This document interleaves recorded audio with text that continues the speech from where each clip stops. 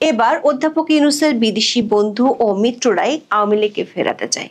মাত্র ৩ সপ্তাহ আগে নিউ ইয়র্কে বসে যে বিদেশি বন্ধু আর মিত্রদের সাথে মিটিং করেছিলেন বাহারি রকমের ফটো সেশন আর তার প্রচার, সে মিত্ররাই এবার নোবেল বিজয়ীকে চিঠি দিয়ে আওয়ামী লীগকে নিয়ে বাংলাদেশের জাতীয় নির্বাচনের দাবি তুলেছে। সরকারের কয়েকটি সূত্রে জানা গেছে, এমনিতেই গত কয়েক সপ্তাহ ধরে পশ্চিমা বেশ কিছু রাষ্ট্রদূত আওয়ামী লীগের নিষেধাজ্ঞা তুলে নিয়ে অন্তর্ভুক্তিমূলক নির্বাচনের জন্য সরকারের উপর চাপ দিচ্ছে। এসব রাষ্ট্রদূতরা বিষয়টি নিয়ে শুধু উপদেষ্টারাই নয়, সরকারের মিত্র বলে পরিচিত এমন বেশ কয়েকটি রাজনৈতিক দলের সাথেও বৈঠক করেছে। এমন পরিস্থিতিতে অধ্যাপক ইউনূসের খুবই ঘনিষ্ঠ ৬টি নামকরা আন্তর্জাতিক মানবাধিকার সংস্থা বলছে, আওয়ামী লীগের উপর নিষেধাজ্ঞা তুলে নিতে এই ৬ সংগঠন মনে করছে আওয়ামী লীগকে নিষিদ্ধের কারণে বাংলাদেশের বিপুল সংখ্যক ভোটারকে রাজনৈতিক অধিকার বঞ্চিত করা হচ্ছে। ফলে বাংলাদেশে বিদেশি শক্তিগুলোর পক্ষ থেকে যে চাপ সরকার এতদিন মোকাবেলা করছিল, তার সাথে মিত্র মানবাধিকার সংগঠনের এই খোলা চিঠি যোগ করেছে নতুন মাত্রা। মাত্র ৩ সপ্তাহ আগে যাদের সঙ্গে বৈঠকে দেখানো হয়েছিল আন্তর্জাতিক সমর্থনের প্রতীক হিসেবে, তারাই এখন চিঠি দিয়ে আওয়ামী লীগের রাজনীতির সুযোগ দিতে বলছে। আবার ৩ দিন আগে ঘটা করে জুলাই সনদ সই অনুষ্ঠানে ইতিহাসের সেরা নির্বাচনের স্বপ্ন শুনিয়েছিলেন প্রধান উপদেষ্টা। সতর্ক করে বলেছিলেন, দেশ বিদেশের কেউ যেন সেই নির্বাচন নিয়ে প্রশ্ন তুলতে না পারে। জুলাই সনদের অনুষ্ঠানে উপস্থিত থাকা কয়েকজন উপদেষ্টা মনে করছেন, ৬ বিদেশি সংস্থার খোলা চিঠিতে পরিষ্কার আওয়ামী লীগকে বাদ রেখে নির্বাচনের পক্ষে নয় ঘনিষ্ঠ মিত্ররাও। সব মিলিয়ে সরকারের সামনে এখন শ্যাম রাখি না কুল রাখির মতো অবস্থা। আওয়ামী লীগকে নিষিদ্ধ করার কৌশল এখন সবার গলার কাটা। প্রশ্ন হলো, এমন জটিল সংকটের উপশম হবে কোন উপায়ে? চলুন যাওয়া যাক বিশ্লেষণে।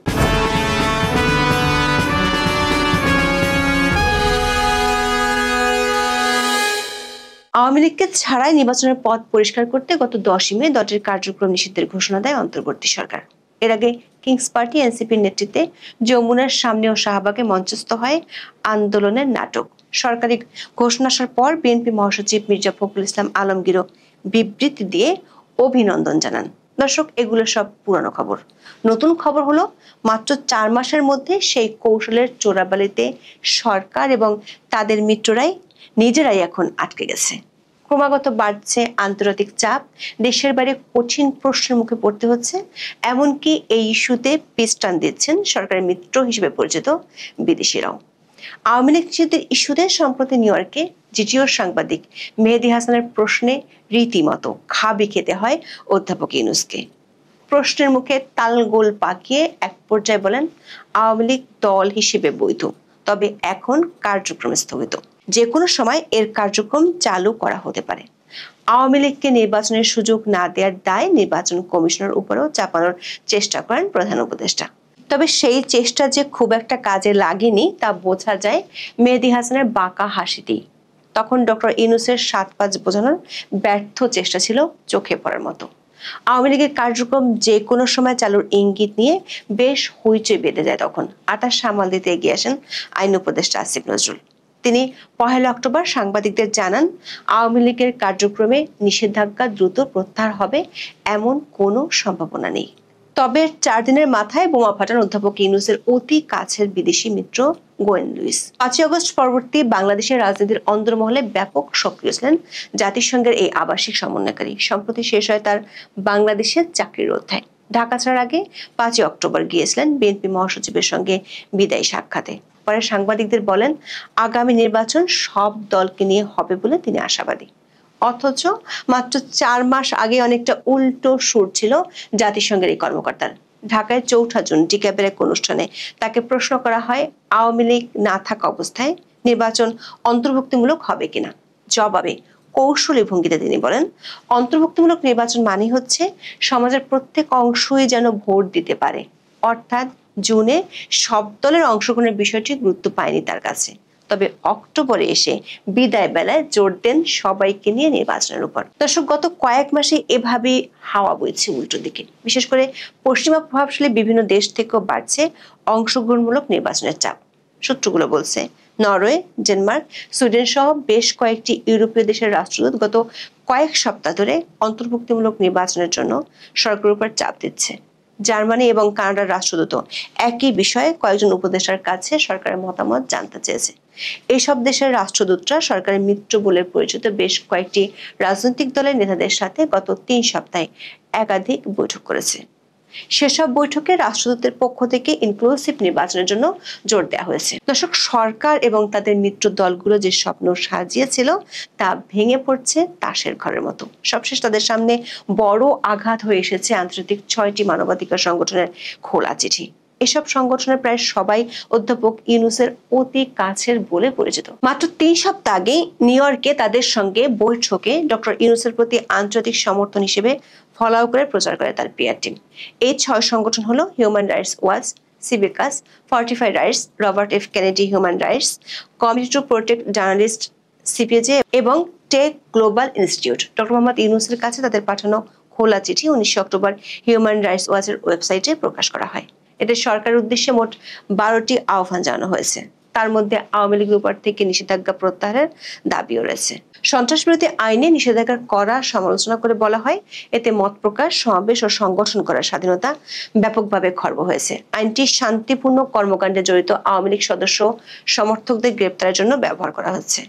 জাতিসংঘ প্রতিবেদনের সুপারিশে উল্লেখ করে বলা হয়, অন্তর্বর্তী সরকারকে রাজনৈতিক দল নিষিদ্ধ করা থেকে বিরত থাকতে হবে, কারণ এমন পদক্ষেপ প্রকৃত বহুদলীয় গণতন্ত্রের প্রত্যাবর্তনকে বাধাগ্রস্ত করবে এবং কার্যত বাংলাদেশের বিপুল সংখ্যক ভোটারকে রাজনৈতিকভাবে বঞ্চিত করবে।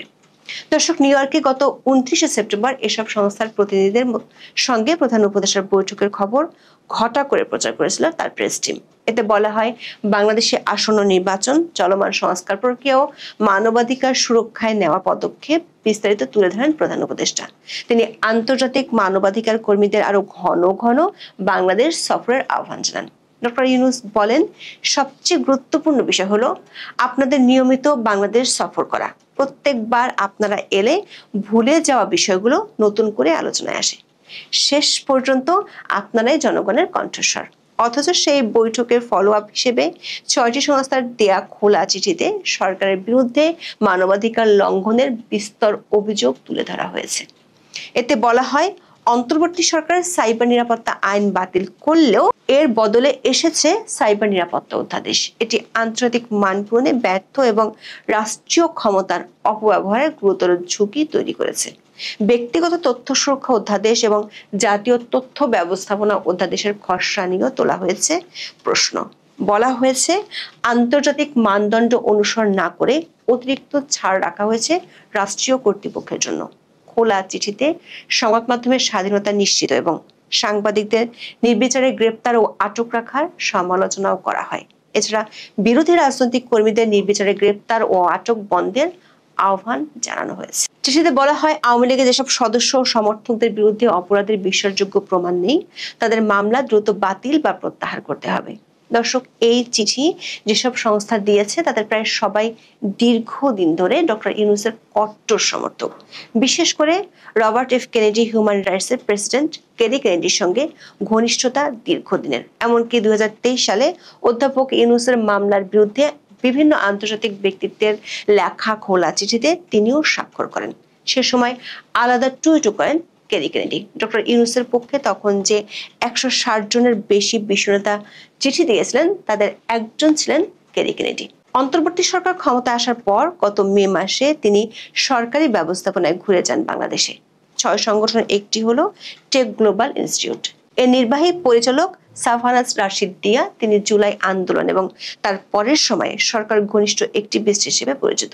2023-24 সালে টেক গ্লোবাল ইনস্টিটিউটের বোর্ড পরিচালকের দায়িত্বে ছিলেন আইন উপদেষ্টা আসিফ নজরুলের স্ত্রীর বোন নোভা আহমেদ। বর্তমানে এই প্রতিষ্ঠানের কোর টিম এবং ফেলোর তালিকার বড় একটি অংশে আছেন সরকার ঘনিষ্ঠ বাংলাদেশিরা। এছাড়া সিভিকাসের পক্ষ থেকে ডক্টর ইউনূসের ক্ষমতায় আসাকে স্বাগত জানিয়ে বিবৃতি দেওয়া হয়েছিল। 2024 সালের 30 সেপ্টেম্বর দেয়া বিবৃতিতে অন্তর্বর্তী সরকারকে নিয়ে বিপুল প্রত্যাশাও তুলে ধরা হয়। অন্যদিকে ফর্টিফাই রাইটস রোহিঙ্গা ইস্যুতে কাঁধে কাঁধ মিলিয়ে কাজ করছে অন্তর্বর্তী সরকারের সঙ্গে। আরাকানে করিডোরের প্রস্তাবটিও প্রথম আসে ফর্টিফাই রাইটস এর পক্ষ থেকে।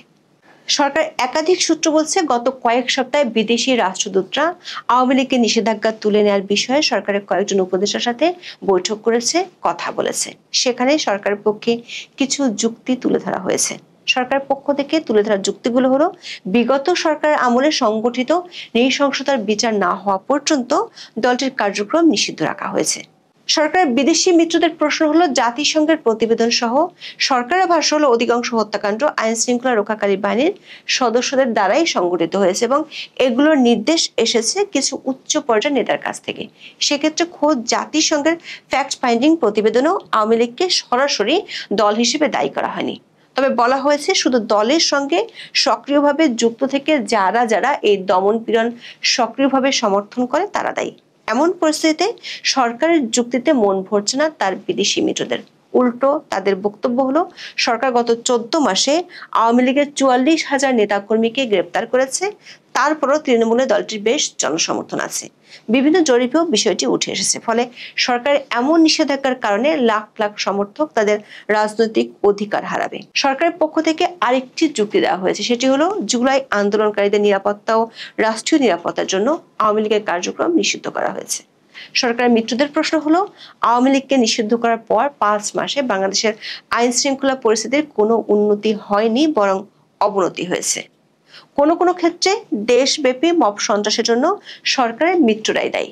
বিদেশি বেশ কয়েকটি দূতাবাস সন্ত্রাস দমন আইনের অপব্যবহার নিয়ে সরকারকে তাদের আপত্তির কথা জানিয়েছে। দর্শক, এত সব চাপে দিশেহারা সরকার, খোঁজা হচ্ছে পরিত্রাণের কৌশল। ঢাকঢোল পিটিয়ে জুলাই সনদ সই অনুষ্ঠানে ডক্টর ইউনূসের বক্তব্য মিলেছে সংকটের ইঙ্গিত। বক্তব্যে তিনি সবাইকে এমন নির্বাচনের ব্যবস্থা করতে বলেন যা নিয়ে দেশে বিদেশে প্রশ্ন তোলার সুযোগ থাকবে না। প্রশ্ন হলো, এই বক্তব্য থেকে বিশেষ কোনো ইঙ্গিত কি দিলেন প্রধান উপদেষ্টা? একদিকে বিদেশিদের অন্তর্ভুক্তিমূলক নির্বাচনের জন্য চাপ, অন্যদিকে বিদেশিদের সামনে অধ্যাপক ইউনূস গ্রহণযোগ্য নির্বাচন উপস্থাপন করতে চান। দুয়ে মিলে কি সমীকরণ দাঁড়ায়? এখন এ পর্যন্ত। সবাই ভালো থাকুন, সুস্থ থাকুন, নিরাপদে থাকুন।